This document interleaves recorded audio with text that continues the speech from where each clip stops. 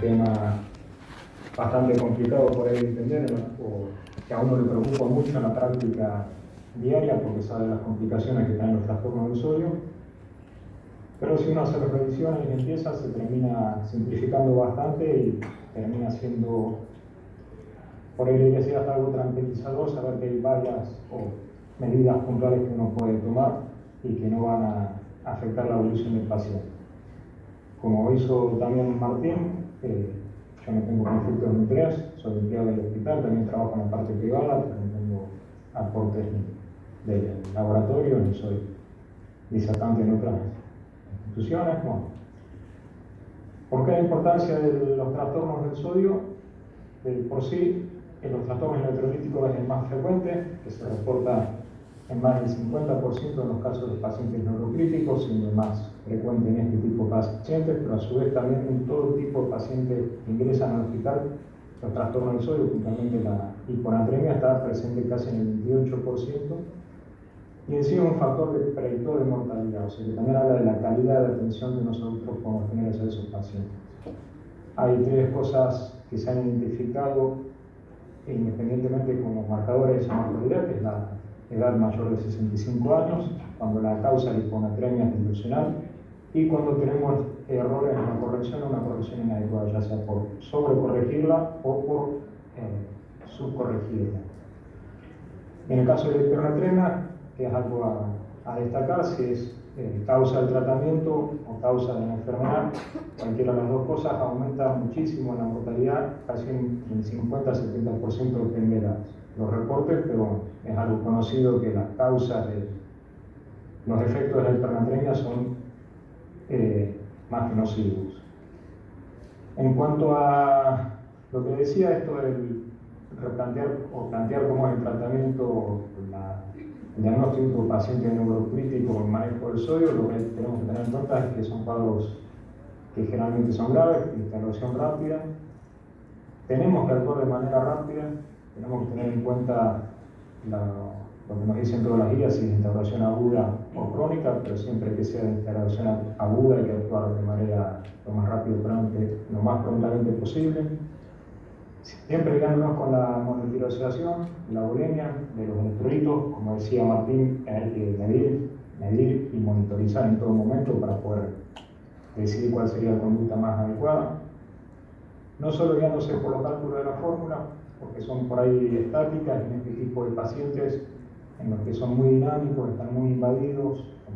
polipatologías, que son pacientes de inicio agudo, pero que la estadía en los servicios de terapia del hospital son largas. Por ahí, cuando empezamos a corregir la infusión de volumen que usamos, el tipo de sustancias que usamos, hacen que esas fórmulas queden un poco atrasadas en la situación actual del paciente. Igualmente, no quiere decir que hay que usarlas de referencia. A modo de reseña, el control neurológico del sistema endocrino, que generalmente responde a procesos fisiológicos, que está comandado por el eje del hipotálamo, la hipófisis y la suprarrenal, que son los que en situaciones fisiológicas normales responden, como nosotros estudiamos en los libros, pero cuando hay alguna alteración en paciente neurocrítico no lo es así. En concepto general, la hipoticidad del plasma, o sea, la falta de sodio, que es el principal ion extracelular, va a provocar edema celular, o sea, va a hacer que el agua pase intravascular al intracelular, y si hay hipertenosidad y exceso de sodio, va a ser al revés, el agua va a pasar del compartimento celular al intracelular, causando deshidratación. Cualquiera de las dos situaciones va a causar un trastorno en la hemostasia de la célula y también un trastorno neuroendocrino en estos tipos de pacientes. Como decía la reseña, la principal regulación está hecho por el eje del hipotálamo, principalmente por la hormona antidiurética que se produce en el hipotálamo, pero se va a almacenar en la parte posterior de la hipófisis, que es la va a secretar, y va a actuar principalmente con los receptores B2 a nivel del riñón. Lo que va a hacer es un efecto antidiurético, tratando de retener agua para mantener el estado de bulimia, la presión osmótica, y en eso va a tener asociados trastornos de sodio a veces por hemodilución. Este mecanismo, que es el fisiológico, generalmente cuando hay, como decía, un cambio en la moralidad plasmática o un descenso en la circulación, va a haber una estímulo a su hormona antidiurética que va a tratar de que disminuyamos el ritmo de la diuresis o aumentamos la sed para aumentar la osmolaridad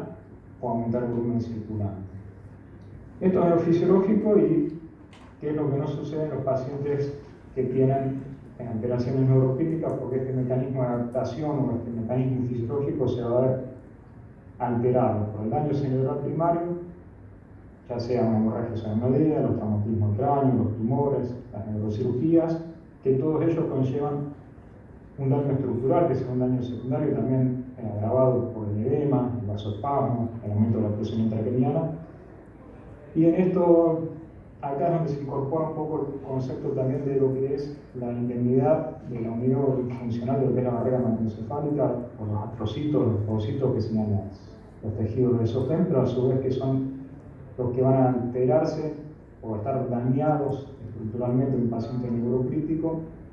que van a sumar ese daño a la alteración ya funcional de las sustancias que producen la. Característicamente, cuando estudiamos la hiponatremia o cómo se compensa el sodio, hay dos fases que trata de compensar el organismo: una fase aguda, que es en la cual a la hipotonicidad de la célula va a tratar de sacar sodio, potasio, para mantener la osmolaridad, y a las 48 horas aparece una segunda fase, una fase tardía, donde sí van a ser importantes las funciones de los astrocitos de la barrera hematoencefálica, donde esos osmolitos, que serían como el sodio, son reemplazados por osmolitos más orgánicos que tendrían función citoprotectora. O sea que en un paciente neurocrítico tendríamos alteradas estas dos fases, tanto la aguda por una cuestión funcional y la segunda fase por una cuestión también estructural que lleva a una disfunción en la regulación del sodio. Y acá empiezan la pregunta, o si es importante definir la etiología para decir el tratamiento del sodio. Obviamente que sí, pero nosotros, como también nombraba Martina en la clase web, sabemos que hay ciertos parámetros que podemos controlar, sabemos que hay ciertas cosas que, si no corregimos, van a producir un daño secundario mayor más adelante, por ahí no en el momento que lo estamos diagnosticando, pero sí en la evolución. Entonces hay que saber que los trastornos del sodio son severos, que aumentan la mortalidad, y en cuanto a eso vamos a tener que trabajar controlándolos, viéndolos, previniéndolos. Puntualmente, en las hiponatremias, en el paciente neurocrítico siempre se ha asociado a dos grandes síndromes, que son el síndrome de sal cerebral y el síndrome de secreción inadecuada como una antidiurética, que en un paciente que está internado, que está en un estado crítico, como decíamos, por ahí por invadido, con otras patologías, no pacientes exclusivamente neurológicos, sino que puede estar con otras afecciones, es muy dificultoso hacer un diagnóstico ya tanto de la analítica en laboratorio por los cambios hormonales o por el estado de bulimia, porque eso se afecta rápido, depende de las soluciones que nosotros usemos, de la velocidad de infusión de esas infusiones y de muchísima medicación que usamos como tratamiento, como pueden ser los diuréticos, el mannitol, los mismos antibióticos, que también algunas de estas sustancias al atravesar la barrera hematoencefálica van a alterar el mecanismo de regulación del sodio. Actualmente la tendencia es englobar algo dentro de una misma entidad, porque se puede pensar que son extremos distintos de un momento fisiológico. Característicamente el síndrome operador de sal se genera por un desorden en pérdida de sodio e hipovolemia porque hay una natriuresis, o sea, lo que pierde líquido y pierde sodio es el riñón por el efecto del péptido natriurético cerebral. Y en el síndrome de secreción inadecuada de antidiurética, lo que hay un volumen habitualmente sanguíneo normal, porque el efecto de la antidiurética es tratar de retener agua, y esa agua es la que da un resultado de hiponatremia, finalmente hipovolémica o hipervolémica, pero como decíamos, es bastante difícil de dilucidar clínicamente en este tipo de pacientes. Hay que tener en cuenta que en los dos síndromes estamos hablando con manejo del sodio, es cuando el riñón también está funcionando adecuadamente, por lo cual si tenemos un paciente neurocrítico ya con afectaciones renales, es bastante difícil también interpretar la fisiología o la forma de corrección del sodio. Característicamente esto lo vamos a pasar rápido, no va a hacer mucho al diagnóstico, pero bueno, el síndrome del perdedor de sal, el sodio plasmático igual que la secreción adecuada antidiurética va a estar disminuido, es la característica de hiponatremia. La diferencia principal es que la síndrome de secreción adecuada antidiurética y la normouremia está aumentada. Y si se pueden medir los péptidos natriuréticos, obviamente en el síndrome del perdedor de sal van a estar aumentados.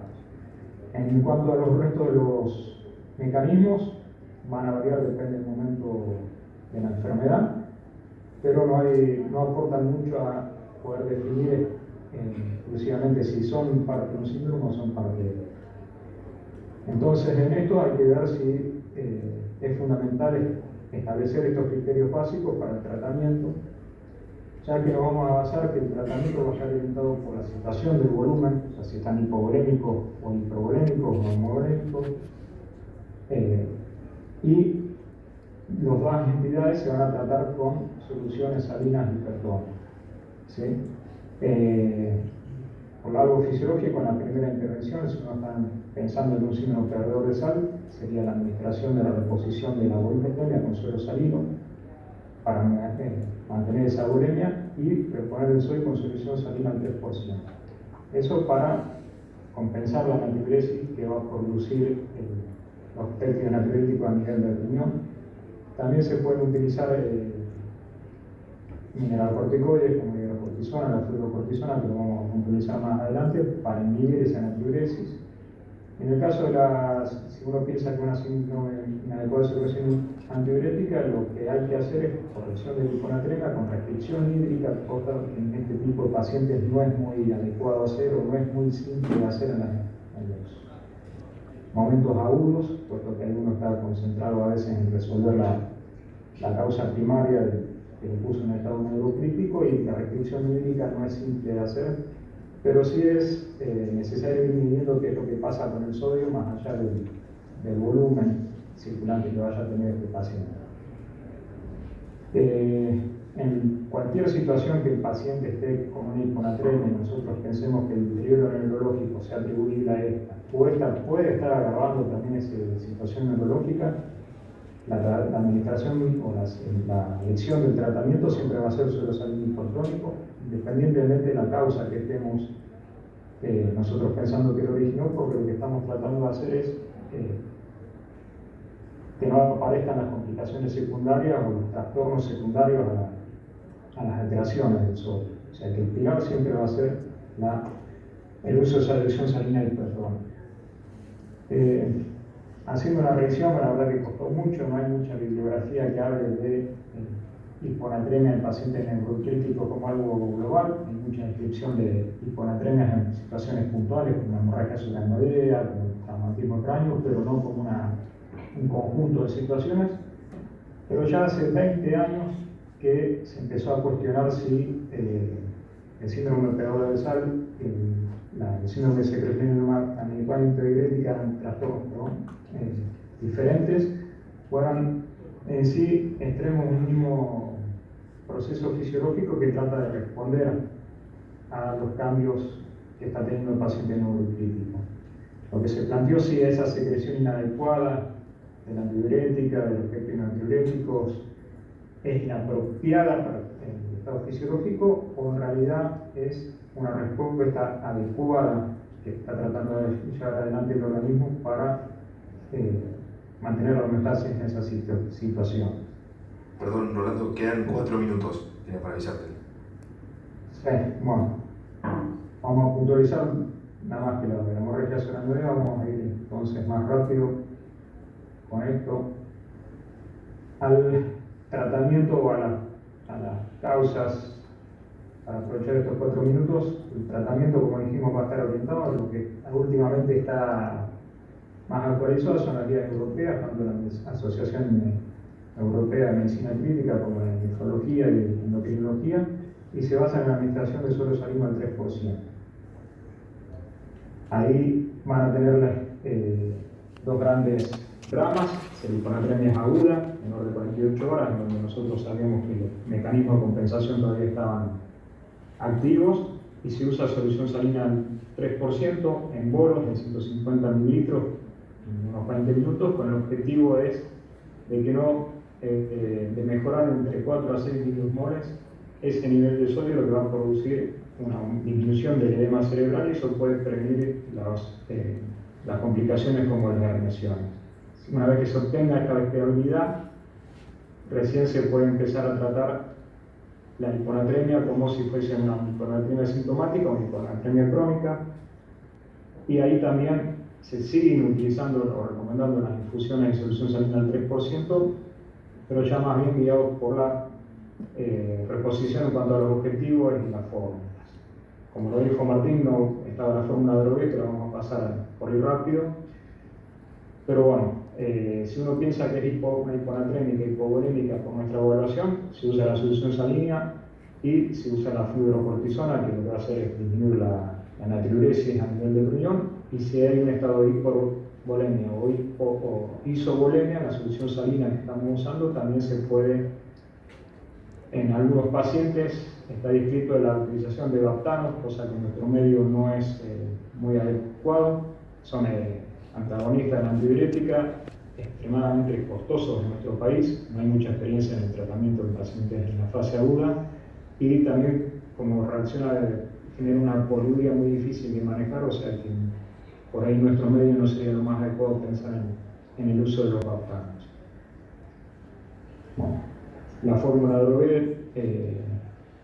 vamos a hacer una reseña en cuanto a la utilización de salina hipertónica sobre la solución salina normal al 9%.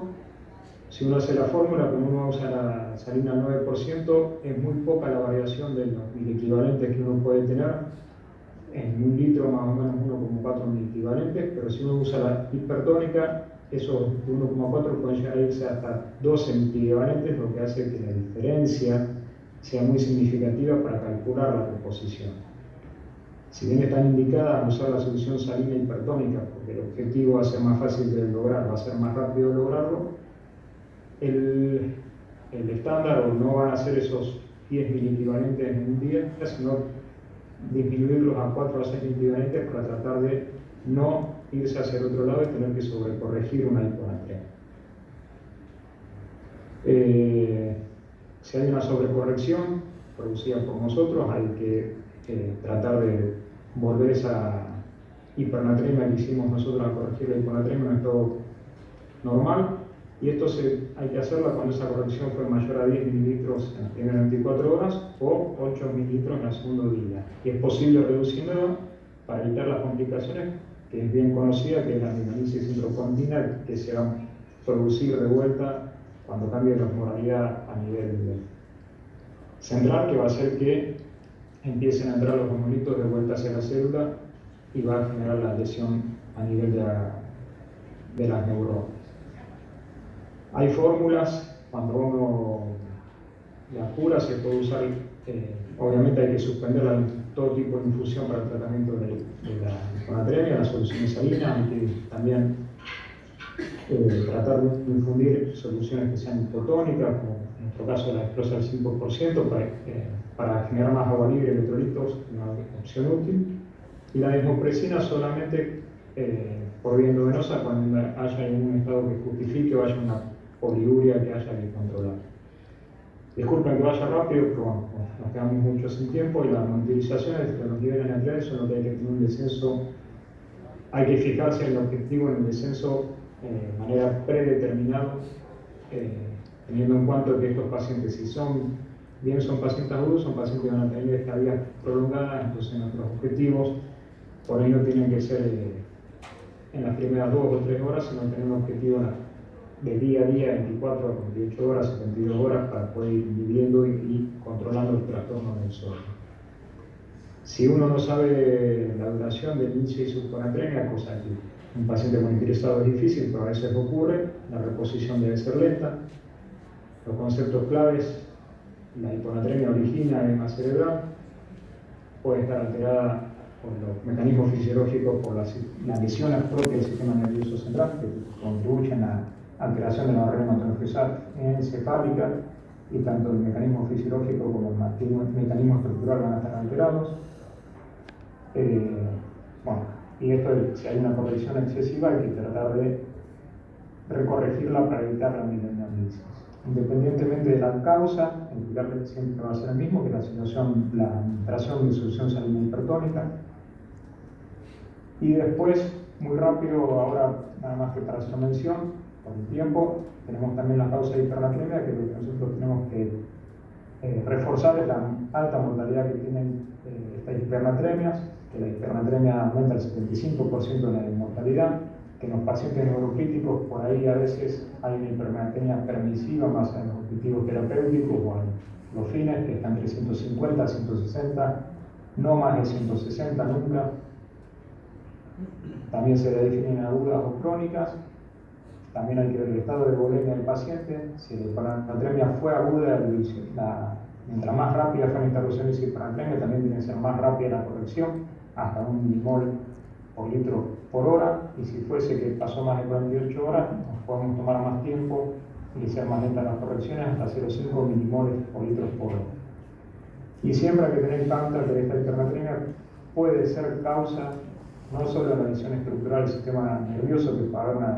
diabetes insípida por ausencia de la antidiurética, sino también que puede ser causa del tratamiento por el tipo de medicación que nosotros usamos. Muchas veces en pacientes neurológicos, en hipertensión intracraniana, edema cerebral, se usan monitor, diurético osmótico, para producir pérdida de agua, lo que va a aumentar la hipernatremia. En pacientes con enfermedades hemorrágicas tienen alterado el eje, como veníamos diciendo. También otros usos, como son medicamentos muy usados en las terapias, como son los narcóticos, los barbitúricos, los anticonvulsivantes, inclusive los antibióticos, la familia de las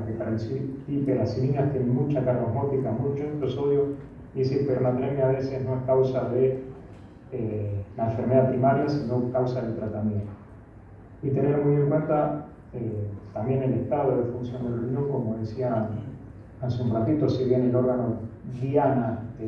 o el órgano que más se va a afectar por el trastorno del sodio del cerebro, el que hace de buffer o el que va a tratar de regular cuando está la función renal adecuada es el riñón. Cuando tengamos un paciente con afección renal, todo esto se nos va a empezar a complicar, porque no va a alcanzar solamente con esperar el proceso fisiológico, sino que va a haber que tratar de ayudar al organismo a compensar. Estamos de tipo bueno, Rolando. No, bueno, puntualmente, nada más que para cuando uno tenga un paciente neurocrítico se sospeche de diabetes insípida, es suficiente con ver que están poliúricos e hipernatremicos. Ya si la diuresia aumentó más de 200 litros por hora, prácticamente está hecho el diagnóstico, y hay que hacer no hacer tanta disquisición al diagnóstico. Así que bueno, como conclusión, vamos a hacerlo rápida, es nada más que tener en cuenta las complicaciones, hay que evitar el aumento de esa mortalidad por cuando nosotros no corregimos las situaciones clínicas, y hay que hacer el monitoreo y tratar de tener estrategias preventivas en cuanto a eso, y todas las medidas fisiológicas que nosotros podamos monitorizar, tratar de mantenerlas en un rango fisiológico. Bueno, para ser estricto con el tiempo no nos extendemos más, y bueno, disculpen lo acotado en tan poco tiempo, pero bueno, muchas gracias. Muy bueno, Rolando, muchísimas gracias por la disertación, un tema muy importante.